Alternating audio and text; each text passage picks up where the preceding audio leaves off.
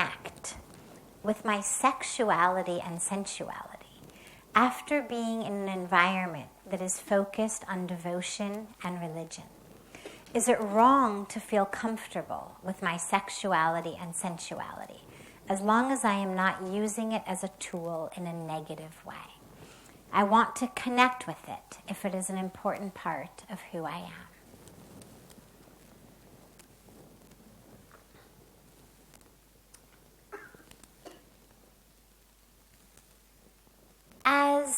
As human beings in a physical body, shifting for a moment from the eternal, never born, never dies soul, shifting to the other side of the pendulum swing into the body. As human beings in a body, there's lots and lots of different aspects of who we are. Lots of different ways for us to identify, to think about aspects of ourselves. So we have an aspect of ourself that is our culture. People born in India and Indian culture have an aspect of themselves that is that culture. People born in a different country, a different culture, have a different aspect.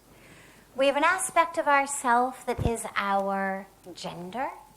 And so there's an aspect, you could say, that is the female in me or the male in me. There's an aspect of us that is our relationships with other people. So I have an aspect that is the daughter of my parents. If you have siblings, there's an aspect of you that is the sister or brother of your siblings. If you're married, the aspect of you that is the husband or wife or the parent. So there's an aspect that's our relationships. There's an aspect of us that is our aspects of our personality. So aspects of us that are the artist or the musician or the athlete or these things that, feel like parts of us. Nothing wrong with that. And we could go on literally into probably dozens of different ways that we identify, ways of knowing aspects of us, who we are. The physical body is one aspect of that. And again, of course, there's lots of different ways of connecting with the physical body. So whether it's the gender of it, the maleness or the femaleness of it, sometimes there's a maleness or a femaleness of it that isn't necessarily connected to the gender. We have gender identities that aren't necessarily the gender of the physical body. We have aspects of connecting to our physical body, again, that have to do with our age, the health of the body, the strength of the body. Again, probably dozens of different ways of connecting with the body. Am I focusing on where I'm in pain? Am I focusing on aspects of tightness in the body? Am I focusing on aspects of looseness and freedom in the body? Lots of different ways in. Sexuality is one way in. An aspect of our physical bodies is the way that they respond to touch. That's the sensuality aspect. Touch us, we feel it. Touch us nicely, it feels good. Right? I mean, even babies, you tickle their backs, you rub their backs, right? I mean, if you want to put a baby to sleep, you rub the back in a nice way, or, you do like this on their arm, and they finally fall asleep, right?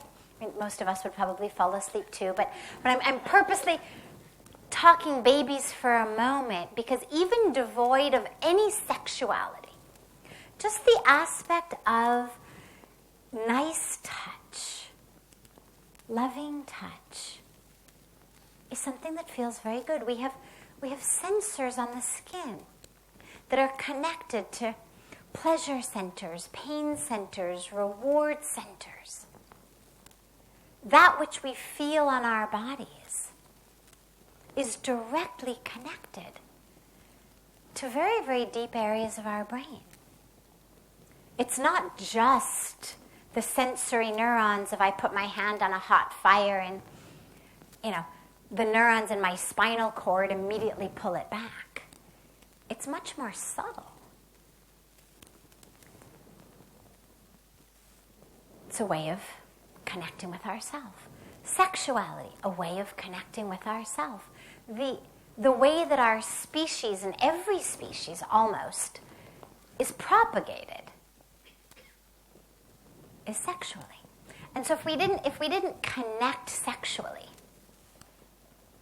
species would become extinct very, very quickly.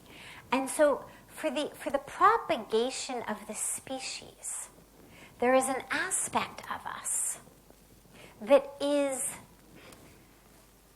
interestingly inclined toward doing something that otherwise, when you really look at it, makes very little sense. If it weren't for propagating the species, if it weren't something that actually felt so good on a physical level, on an emotional level, would people really do this?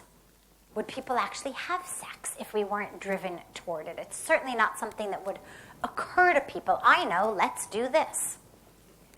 But we're driven toward it on a physical level, on an emotional level, because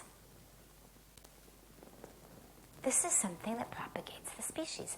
The divine universe, whether we talk about creationism or we talk about evolution or we talk about God or we talk about science, regardless of how you come in, sex is necessary. If we want to propagate the species, if we want there to be more of us, the only way to do it is through sex. And so there's going to be that drive for it. It's neither good nor bad. Assuming that you do it in a way, as the question says, that's non-harmful. There are people who have chosen lives of celibacy, who have chosen lives of renunciation. In the Hindu tradition, those are people who wear this color. Sometimes they wear white, depending on the lineage. In different religions, they're going to wear different things, but we all know what a monk looks like. We know what a nun looks like in a Christian tradition, in a Buddhist tradition. You can say, this person we understand is a renunciant. But there's nothing at all in the scriptures that says, thou shalt renounce. There's nothing at all that says, you cannot be married, be in a healthy relationship, and still have enlightenment, still attain divine realization. There's nothing that says that. The only issue that comes up is it's only a hindrance when that becomes your focus. Because we cannot simultaneously run in two directions. And so if my attention and my focus is on, I want to make my body feel good, I want to make my body feel good, I want to make my body feel good. Well, that's okay. I mean, again, there's nothing wrong with that. But it's a completely different direction than I want to connect with my soul. I want to connect with my soul. I'm not the body, I'm the soul. Two totally different directions. You cannot run in both of them simultaneously. And so the only caveat is make sure that that doesn't become a focus of your life. If that's part of your life, wonderful. Use that also as a way to get closer to God. Use your sexuality not as just something for 15 minutes or an hour of enjoyment, but use it as a way to actually get closer to God. Can you, in that moment of connecting to another human being, instead of simply being focused on the connection to that other being, can you experience a connection to the entire universe? Can you experience not just oneness with that being, but can you experience oneness with the universe? Just takes a slight shift of focus. It can be done. Can you use that energy instead of being focused on gotta get it out, gotta get it out, gotta get it out? Instead of that, can you understand that that energy is sacred energy? And direct that energy to being an energy of your awakening. Instead of focusing on sending that energy out of your body, can you focus on using that energy to rise within your body? Even if you're not a renunciant, even if you're not celibate, even if you are involved in sexual relationships, nonetheless, can your focus in that relationship be not on sending the energy out, but allowing the energy to rise within? So even within a sexual relationship, there are ways. This is interestingly what the Kama Sutra is actually focused on. It's not a treatise that says, thou shalt have sex 24 hours a day in every room of your house, in every possible position, all the time. Which, tragically, people seem to take it as it is. I can't tell you how many people have said to me, after I took vows of renunciation, have said to me, celibate? But India is the land of the Kama Sutra. Like, what do you mean celibate? As though somehow having a scripture on how to make sex something that also can be offered to God, something that also can be part of your spiritual practice, is instead a treatise saying, all the time, everywhere, every position, constantly do nothing else. So regardless of which path you choose, it's all about make it an offering to God. Make it an offering to your awakening. Make it an offering to your connection with the light. Instead of making it something that you have to just keep doing. Because the thing with sex is, it's never quite enough. It's always about more and more and more. Puja Swamiji many years ago was giving a talk somewhere, and he was speaking on a similar subject, and he was talking about, in general, desires, how there's never an end, and no matter how much we get, we always want more. And he said, look, he said, nature has created a situation where at a certain age, most men, physically, stop being able to engage in sex. It means move on to different things. Move on to realizing I'm about to leave the body and I'm going to focus on God. And he said, but instead we've created these pills that now enable people of any age to get just one more, just one more, just one more, because it's never enough. And I remember that moment so vividly because, of course, it's a rare occurrence when an orange-clad renunciant is sitting on a stage talking about sex and Viagra and, But it's a teaching that's not just about sex, it's a teaching about desires in general. There's never enough. It's always just one more, just one more. And so if that's a path of your life, absolutely fine, no problem. But use it as a way of actually taking you through it. So rather than using sex as just, yet again, great, that was great, can't wait till the next time. Instead of that, how can that be used, if that is your path, if that is your choice, as also a way to actually get you to a place where you don't necessarily need it? Because you're experiencing internally a oneness, a connection with the universe, a flow of energy that is so deep and so full that it doesn't have to be done in that way.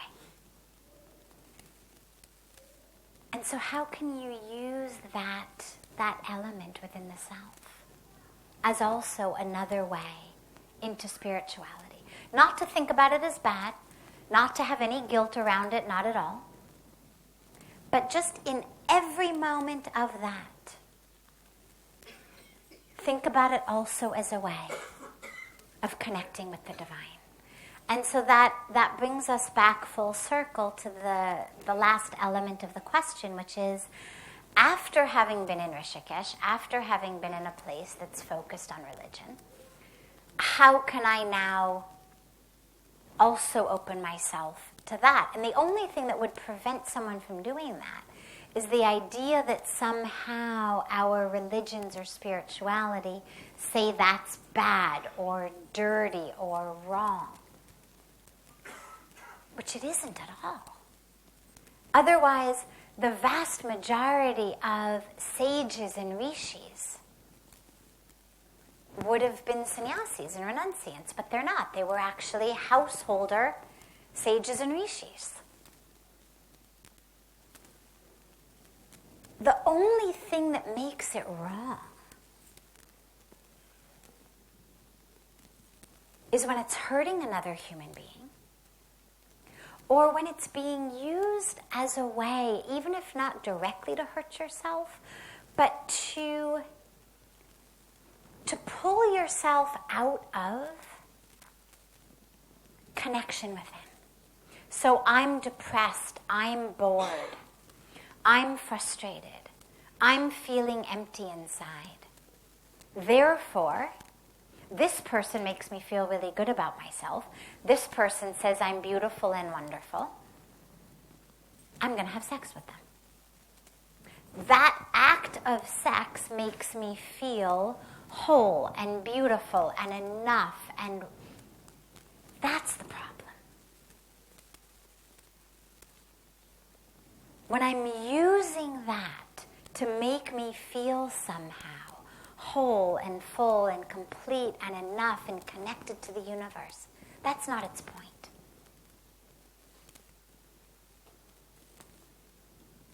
Its point, ultimately, is for propagation of the species. But as you're doing it, whether you're doing it to propagate or you're not doing it to propagate, either way, as you're doing it, it's not about how can I do this so that I don't feel empty inside, but rather, how can this be another way to God? How can I use this as a way of getting even closer? Closer to creation, closer to the energy of the universe, closer to wholeness and oneness with all. Going into it as a complete whole. Not going into it as someone who needs you to make me feel whole, or needs you to make me feel complete, or needs the touch as a salve for the pain within myself. Because then you just need it constantly.